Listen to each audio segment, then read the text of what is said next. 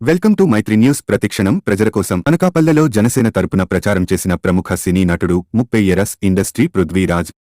ప్రచారంలో భాగంగా మొదట అనకాపల్లి పార్క్ సెంటర్లో భవన కార్మికులను కలిసి వారి సమస్యలను అడిగి తెలుసుకున్నారు.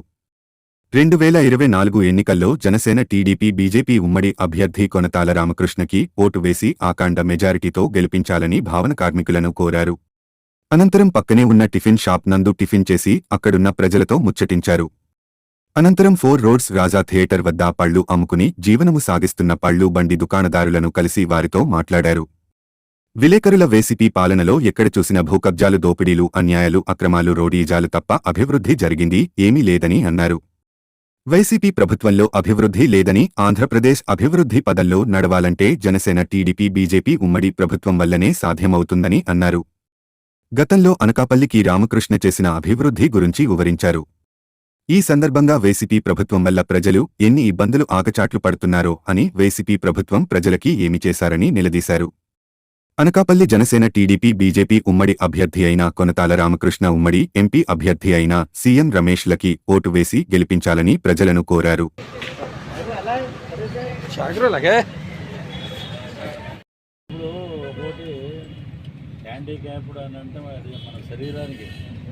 మన మనసు కాదు, అది పవన్ కళ్యాణ్ గారు చెప్పిన మాట.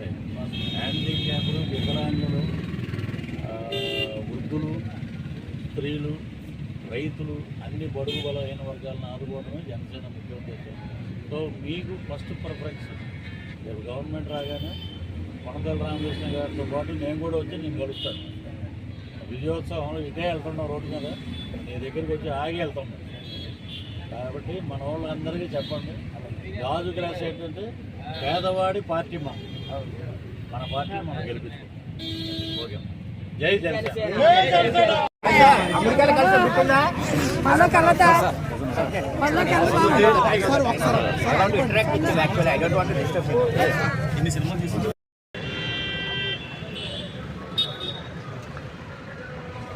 దగ్గర కలిసి ఉన్నాం.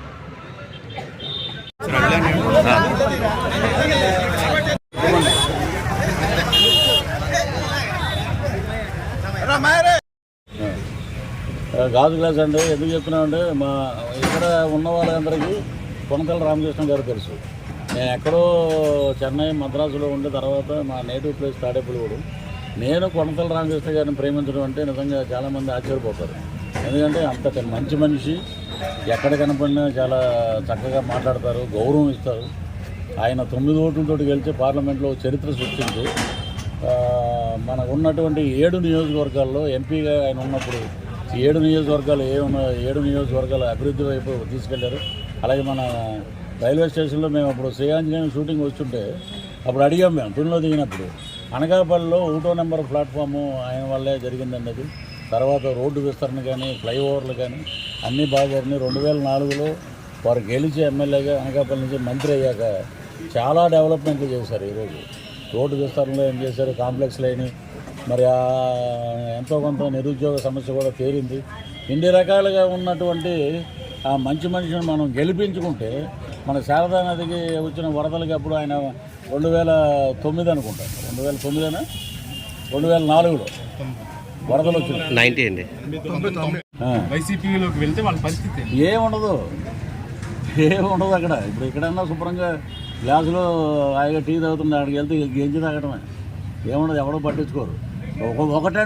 ఒకటే అసంతృప్తులు ఉన్న వాళ్ళందరికీ సరే కష్టపడి పనిచేశారు.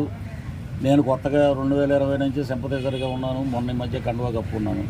కష్టం అనేది ప్రతి ఒక్కరు సీట్ ఆశించిన వాళ్ళకి సీట్ రాకపోతే బాధ ఉంటుంది. అది ఎవరైనా మనం దాన్ని ఒప్పుకోవాలి. సరే, దానికి వ్యతిరేకంగా సీట్ రాకపోతే మేము వెళ్ళిపోతాం, మేము అటు వెళ్ళిపోతాం, నీ అంతు తెలుస్తాం, పరుష పదజాలంతో చాలా వరకు మాట్లాడతారు. నిన్న ఎవరో సరోజ అని ఒక ఆమె ఎవరో పెట్టుబడికి సంబంధించిన క్యాండిడేట్, ఆమె ఏదో మాట్లాడేసింది నాదెండ్ల మనోహర్ గారిని, పవన్ కళ్యాణ్ గారిని.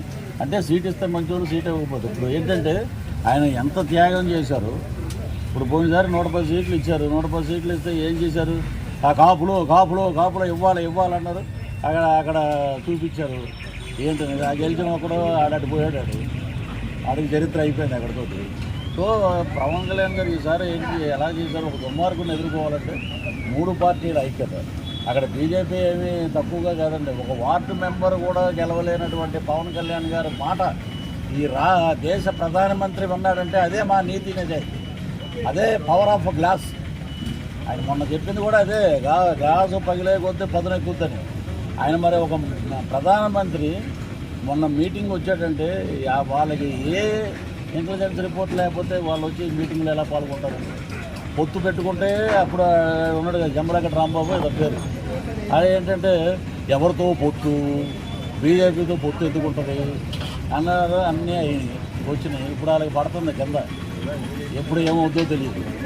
ఇలాంటి దరిద్రులతో నేను ప్రతిసారి బై రోడ్డు వెళ్తుంటానండి. నేను ఫ్లైట్కి కూడా వెళ్ళను.